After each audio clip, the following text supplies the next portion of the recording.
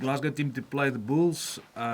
Jamie Batty, number 1. Johnny Matthews, Xander Ferguson, Richie Gray, Scott Cummins, Matt Ferguson, Rory Darch, Jack Dempsey. The backs is George Horn, Tom Jordan, Carl Steyn, and is also the skipper. Sione Tupolutu, Hugh Jones, Sebastian Cancellieri, Josh Mackay. The replacements, George Turner, Nathan Macbeth, Ollie Kebble, Max Williamson, Ewan Ferry, Henko Venter, and Jamie Doby and Duncan Weir. Just, Franco, sum up how big a match this is for you in the context of your time at Glasgow. Yeah, obviously, last year we had that other final opportunity, and this is obviously the pinnacle of this season. So we're really looking forward to be a part of it. How much do you think you have developed and matured as a team over the past year since the Toulon game? Yeah, definitely a lot of lessons learned. I think out of the quarter-final match last year against Munster at home, and then obviously the final of the Challenge Cup last season. We've learned and grown. We've taken some of those learnings into our pre-season, and we took them through the whole season, and could apply some of them already. So we're looking forward now to face this next challenge, which is obviously the next step for us. Morning, guys. Obviously, it's second final for you, Franco, third final for you, Kyle. How do you keep from getting caught up in the emotion of this weekend? I think you just got to, we've got a really clear plan and a process that we've put in place that's worked for us over the last 2 weeks, and I think it's just focusing on that plan and not getting carried away, just making sure that the focus stays in the moment and you deal with that moment and then move to the next one. It's again another very consistent team selection, only changes coming on the bench. How do you think this has fared you throughout the season? Obviously we have different objectives during the season. It's about getting new players to introduced to this level of play. It's about developing the squad. It's about freshness, enthusiasm. It's about managing 20 Scottish internationals to have everybody. It's a long season. If you include the World Cup preparation, these guys have been at it for a very long time. So obviously it was all built in to place to allow us now in the last part of the season to have the best available team out there to represent a very competitive squad. And just lastly for me, you spoke last week, Franco, about playing the game, not the occasion. How, obviously, biggest game of the season this weekend, how do you keep from getting caught up in the occasion this week? I think we've learned a lot from last week's game. There was 20,000 Irish supporters at Thomond Park, and it was could have been intimidating, but I think we've taken a lot from that in our preparation for this week. We know that we'll face a pretty hostile crowd over here as well, and it's just double the number that we've seen last week. So, but again, it's like Carl just mentioned now. It's just focusing on the task at hand and not get engulfed by the occasion. Okay, thank you. Cool, thank you. David Barnes? Hi, Franco. On that note about the consistency of the same team for 3 weeks, has that been hard to manage in terms of, during the regular season, guys know that the chance is going to come around? Have you had to manage that this week, that, this is it, and if you're not in, you're not getting a chance to play the biggest game of the year? No, I think there was clear comms from the start. They were competing to play in the final from the start. No team in this competition set off just to participate. So the players was clearly communicated to everybody that everybody's got a chance to play in it, and everybody's got to perform at their best. And obviously, I've got a good relation with the players, and they would understand the process and the plan. And the players that's been selected must take that responsibility on board. They represent more than just the club and themselves, also their teammates that will have to deal with the disappointment of not being involved. I've just spoken to Jake White, who was saying that when you guys played them in the regular season, it was a different kind of pressure because you kind of were looking for 4 tries because you're trying to get back to the top league. This is, win or bust, doesn't matter. Does that change your mindset coming into this game? No, not really. Look, I think there's been a lot of change in both teams over the last month. We've learnt a lot of lessons from our trip here the last time and matured a lot as a side. But I think again, it comes down to having a plan and having a process and making sure that you don't let any of the external pressures sort of influence that. And I think the last 2 weeks has given us a lot of belief in that plan. Which gives us the confidence to back that plan again this week. And in the last count I saw, Kyle, you had 25 for friends and family coming to support you. Have you managed to boost that number any higher? Yeah, that's it. Our operations manager, Pump, I think if it's not my dad WhatsApping him, it's me WhatsApping him to make sure we've got enough tickets, and the requests keep coming in. So I think I'm not too sure how many Franco's got, but I think we've asked for over 35 tickets this time around. Thanks, Kyle. Stuart. Thanks for that. Franco, Jake White told us this morning that his message to his team this week has just been, let's just do what we did last week. Has that been your message, or have you focused more on where there's room for improvement from the Munster game? Yeah, I don't think what we've done last week will be enough to beat the Bulls here. We'll have to make a step up. I think there's going to be a big challenge. I know this. I'm South African. I know their heartbeat. I know how the blood goes through their veins, and I know how they desperately want this to succeed. So we face another challenge. It's not. There will be comparables, but we definitely see this as a different challenge. And yes, I agree. We must step up if we want to, to be competitive until the end of the game. Duncan Weir made a big impact late in the game last time when you played the Bulls, albeit in defeat. Was his contribution then the reason why he's been selected on the bench this time?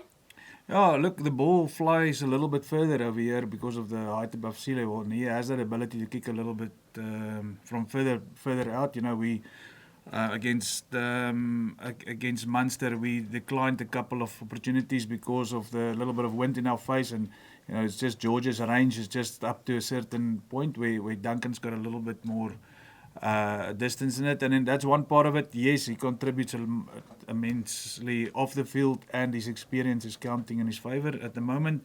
He's been a cool lead in a lot of test matches before, so maybe from that perspective, that just gave him the nod there for us this week. Thank you. Cool. Graham Bean. Hi Franco, it's the last game in Glasgow colours for a couple of guys, George Turner and Ollie Kebble. Do you sense you'll get something special from these two tomorrow? Yeah, definitely from them. I think they would love to leave the jersey for the next person with a lot of responsibility in it. But I think from our side also, I think the rest of the team is also going to have to step up to send them off in a proper way. So. Yeah, there's a lot of some of that emotion in that, but it will hopefully is all channeled into what needs to be done. Thanks, Franco. Good luck. Cheers. Graham McPherson. Hi guys. Franco, you're a man who always likes to be quite organised. I just wonder how this week has been for you. Obviously, the players coming at different times and not being able to train as much. How have you found that kind of disruption? No, we weren't disrupted at all. So it was always the plan to be on Wednesday afternoon. Even the last time when we came out to the Bulls, we just came in different flights, and it worked. There was no change in it. The important part of it was that we got here in time to do the prep here and have enough time to recover. So no, we have anticipated something like this in the weeks before. So. No surprises, nothing that unsettled the team, and we followed the similar schedule and routine that we've had when we played here last time. So a lot of similarities to the boys, and that's basically the reason for the being organised is to give them opportunity to focus on what's the task at hand and not be distracted by something. So I'm very happy. The preparation and the travel will not be an excuse this week. And Kyle, can I just ask you, it's the same referee as last weekend. Did you have to try and get him on side after the way the match started against Munster? No, not really. Look, I think we know that we need to make a step up, and in our discipline and the way we started that game. Like Franco says, it'll be a whole new challenge this week, and the Bulls have all the power to make us pay for mistakes like that. But again, I think. You can't control, what the referee feels and decisions he makes. So we can only control our actions and how we respond to them. So that's where our focus is. Thanks, guys. All the best. Cool. South African media that are online, you'll have one question. We'll start with Ashfaq. and then we will go to Morgan, and then we will round off with Simon Rickert. Ashfaq? Thanks, Lunga. Franco, have there been extra Afrikaans lessons this week to work out the Bulls line-out calls? Because I know you guys are always a great mauling team. Yeah, no need for that. I think you know the game's moved on to we're beyond line-out calls anymore. I think the guys it's by the back end of the season. I think it will be we will take more than just understanding what the line-out calls is. Morgan? Thanks, Lunga. Hi, Carl. Hi, Franco. Franco, this is not your first final at Loftus, 2007, if I remember correctly, but how special is this being able to bring a team over to play in a stadium where you actually played as a player as well? Yeah, look, it's fantastic. The Bulls was magnificent in my career as a player. I've had fond memories, and some of my best friends, you know, came out of that 98 group and all the period that I've been here. So yeah, it's excellent to come out here.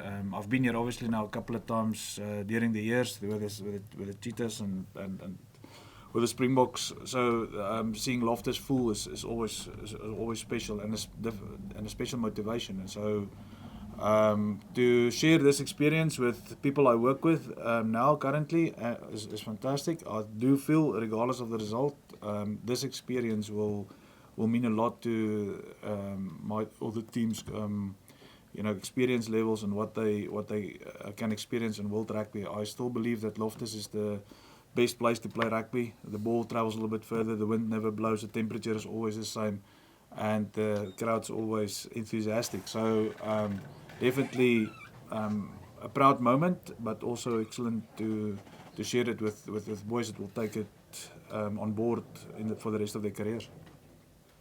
Simon?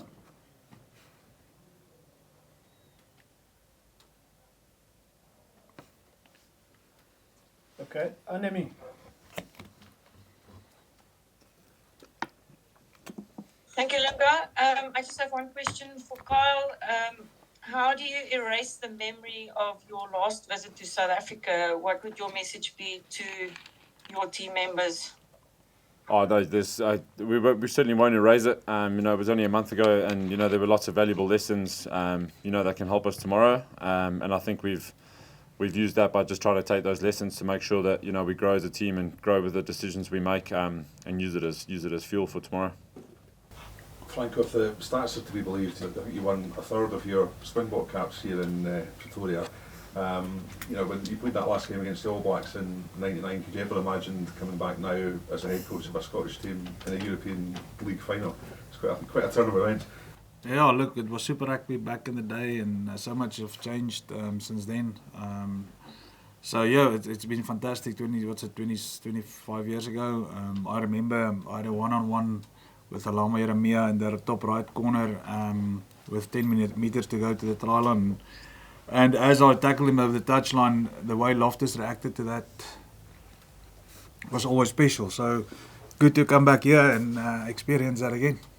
Is this the most hostile crowd these guys will ever experience? I mean, obviously they coped with it Munster last week, but does it go up another notch again here? Look, we experienced quite a hostile group now at Bayonne, and then obviously here at Munster last week. And so I don't see the Loftus crowd as hostile as much as they just so enthusiastic. I don't think there's so much negativity around them. Obviously, we've experienced the super silence when somebody kicks a goal at Munster. Here we will expect it differently, so we're prepared for that. And but still, you know, I think we should not at this level let us be, you know, influenced by something we can't control. One for Kyle, you know, obviously being so close to home, Kyle, and you know, coming here with the country, the team and the place that you've made your home now. Just how special would it be to be up there collecting that trophy tomorrow night?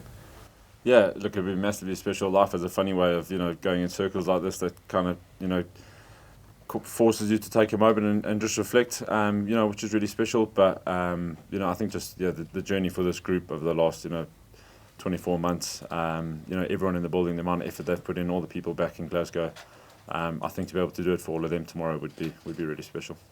Just how much do the guys take from the 2 knockout games and the manner of those wins so far in terms of, you know, the qualities that are maybe not always associated with Glasgow? The way you've constructed those has been really impressive.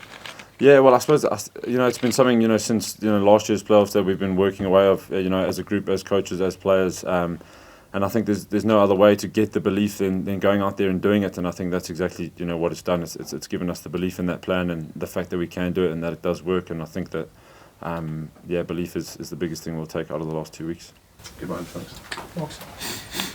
Coach, similar question to what you were asked now, but one change in the team, which is probably a huge positive with the travel factor. Can you just take us around how that has helped your preparation for the final? Yeah, obviously our main training session was on Saturday against Munster, so it was easy to take those the fitness levels, the contact levels that was required, the mentality. You know, you can't train that, so we put it obviously training value to that, which allows us the back end of the week to be more organised if there's not a lot of change in the team. So the guys know. I mean, Nathan comes back after missing last week just from a HIA injury, and he fit in because the preparations were mostly done leading up to the quarterfinal against Stormers. So, and then Duncan, he's been engaged the whole time. You know, he carried the water in the last 2 games to be, you know, he's up. He forms part of the leadership group on the field. So that continuity obviously is second to none. Franco, one of your team's strong points always from your days as Cheetahs coach is the counter-attack. I mean, this year your style is also the counter-attack, but the Bulls changed their kicking game last week. How much does your approach change as a counter-attacking team when you kick longer like last week? Oh, well, that doesn't change much for us, obviously, because when we prep or we train during the season, you already start preparing for any kick that can come to you. So there's longer, flatter ones, and there's ones that's got a 5-second hang time. There's ones that's got a 6 or 7 hang time now here, and with a higher altitude. There's the cross kicks that Willie did execute very well last week. The main challenge here is to not sit too far back in the backfield because they can find the short kicking space. But if you're too far up, they can kick it over your head, like what happened to Leinster, having had 50-22s kicked from too regular for a game like that. So the balance in the fact that the ball flies a little bit further, yes, that is challenging. But when I came back from Europe in 2013, I already brought a plan that was different than what the way South Africans kicked anyway. So I had that experience to be able to help the players understand the fact that the ball flies a little bit further. Franco, Jake spoke quite fond of you from your days at SANPPC and the progression obviously to becoming a Springbok and how you sort of coached you. Your thoughts on taking on Jake and his tactical sort of acumen, but at the same time, how sweet would it be for you as a sort of student to beat your master? Yeah, look, I don't see it that way. I think Jake has done well, and he's been brave. He's travelled the world also as a coach. He was at the Brumbies in Montpellier. He's gone out after his stint as the World Cup coach. He spent a lot of time educating coaches, which means that he gets to understand more the way people think and work. So obviously that suits him in the way that he's strategizing and the way he understands the game. Yes, he's obviously a wealth of experience. He can't compare his experience with mine at the moment due to the fact that he's absolutely been at the World Cup already and he's well-renowned coach. So again, I always try to look at opportunities and to bring something to the table that's anticipated or not. And so from that perspective, I got to look at Jake in the last 2 years specifically when we were coaching against each other again. Now when Bulls came over, first time at this level was when I would just joined the Cheetahs in 2013. He was coaching the Sharks at that stage, and we had a clear understanding already how I think he approaches every game. So yeah, hopefully we've learned enough. But I mean, again, he's a astute coach, and his record is second to none. Franco, obviously for Jake to have known you from when you were at school, and I think being the technical analyst at the box when you were there, this is obviously a guy you also know quite a lot about. What would you say is the sort of greatest evolution that keeps him relevant still today? Yeah, the way he adapts, one first of all, and the second thing is the way he surrounds him with people that has a different view or that can add value. I think Gary Gill's experience is second to none as well. We sometimes just look at the head coach. He's been brilliant. Everybody in his coaching group has been involved for a long time now with the Bulls. They understand the culture, and since he's arrived, he's accumulated enough of that experience around him, and I mean that helps obviously him to be ruthless in the way he approaches everything. He can challenge everybody around him because of his experience. But what makes him a good coach is that he's keen to he evolves. He understands what it takes to change with the culture of your team, and then obviously like I said, around the coaching group that he's gathered around him is all experienced guys or people that's been sitting in at the Blue Bulls helm for a bit. So that continuity that he married with some fresh blood was very important. You said earlier that you've got an understanding of how he approaches a game, obviously having coached against him in the last 2 years. How does he approach a game? Shall I give the game plan as well?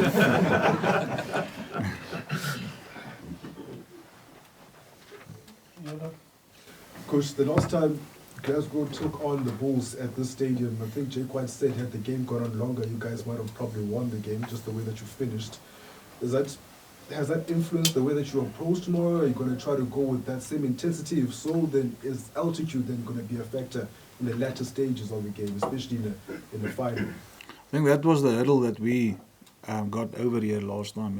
I'm going to honestly think the fact that we lifted intensity and the density of the game in the second part proved to our players that altitude is not that it doesn't have that influence if you're not going to allow it to, and I think the important thing here is that we've made less of the altitude. It is there. It will have probably effect, but again, everybody gets tired. Is how quickly you can recover with that's important. And I think if you have from that mental perspective, an understanding that yes, you will probably have no breath, but you won't die, then that at least helps you to push yourself a little bit further. And Coach, you have a player in your ranks, even though he's not part of this squad, a player in Sentu Manjesi who's played 2 years under Jake White, has been in finals under Jake White locally. Have you sort of picked his brain about how Jake White approaches these type of occasions? He's been here not too long ago. Is that someone that you've spoken about the approach of Jake White and the current Bulls setup? No, I did not speak to Sintu around that. I just out of pure respect, I know he's coming this way. In a month's time, we'll be back here with Jake, and he's actually flying back now, the 26th of June. He's been a excellent stalwart for us in the last 2 seasons that I was there. He unfortunately was injured for a lot of times through unfortunate incidents. No, I thought it wasn't necessary. 1, 2, I didn't want to put him in a position where he comes back here and he was the architect of something that was not necessary. So no, I didn't specifically ask him around Jake. Franco, Curtly Orange named in the Bulls team, which I guess is a bit of a surprise. Have you guys anticipated that, and how does it change your planning that he's now going to be in the final? No, the way the Bulls' back three have played the whole season was part of our strategy and plan in preparation for this game. So it's a different person in the same jersey with the same attributes. So no, it doesn't affect what we do. I must say that I was surprised for him to be back after that injury. So well done to the medical staff and getting him back out there so quickly after that broken jaw. And I suppose the same answer applies for Willie Leroux not being there. How much of a loss do you think that is for the Bulls? Look, he was excellent last week. So I definitely think he brought something different to the game. His left foot is obviously something that he used very well. When he gets on the ball, the way he gives width to the game was very important for them. And I thought he was really good last week. So yeah, it's not going to affect what we do, but obviously I think it would have be something that they would have talked about. Franco, the last time we chatted about the altitude, you said you guys went and looked what Skyrunners did, etc.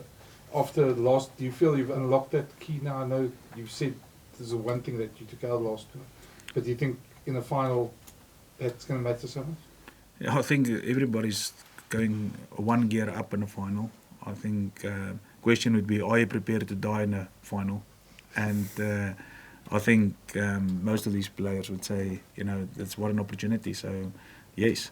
So hopefully, that part of the game doesn't come into our minds or bodies. I think we have a 23-man group there with a specific plan, like we've done it last time around. So I'm gonna be honest to say that this week I don't think the word altitude was used the first time inside this room. And last week against Leinster, one of the things the Bulls did very well was they drew the Leinster back three out of the 22 with kicking a bit short and then trying to kick over their heads. I take it you're probably expecting something similar this week? Yeah, look, or not. They can just as well go and say, we would have prepped for this and they'll kick over our heads. So again, like I explained before, we've got to be adaptable. We've got to anticipate, and in our preparation, we cover all sorts of kicks. And again, hopefully from the experience that I've had here, living here, having played here, and Bloemfontein is not far too many meters lower than here, the ability to move the back three up and back without letting the ball bounce or to try and catch it out of the air as often as possible. That is obviously was obviously part of the prep. This is the last one for me. Just given your history here and given all your time at the Bulls, was there, if Glasgow were going to play a away final anywhere else, would it be Loftus? Yeah, no, I'm excited that it's here. Regardless of what the outcome's going to be and the result's going to be, I love this challenge. I love the fact that the Lord just knows how to work out things, and that is fantastic. To come back here and to have these guys the giving these guys the opportunity to to play here and experience it. There's no better place to come and to add something into your career, and I hope that the boys can tomorrow appreciate that after the game as well. I think leading up to that we're not going to give that much thought, but no, it is good to be back at Loftus, and it is the toughest challenge, so good to be a part of it. Franco, last week at Munster, they had this little advertisement or poster out there that said, finals going to be next week. I don't know if it's true, or if it really happened. Lots of people saying that it's fake, but if it was, did you get any motivation from that? And can you use any of that lessons that you learned there to take the motivation from facing this crowd here? It's going to be a big atmosphere here. Yeah, no, obviously that motivated us. I hope the Bulls didn't have to cancel flights to Limerick as well, so that would have been interesting. But no, we never went there. Maybe people would have thought it's an underdog. We never felt like we were the underdogs there. I've got so much trust and that these players are striving to be the best they can be, regardless of who's in front of us, and that is the same approach here. Yeah, there was tongue in the cheek motivation, but it didn't really affect it until afterwards. The joy afterwards was more that we took from that advertisement than anything else. So. No, the things that happen off the pitch doesn't really come into the change room, but it was an error, I suppose, that we enjoyed a lot more in the change room afterwards.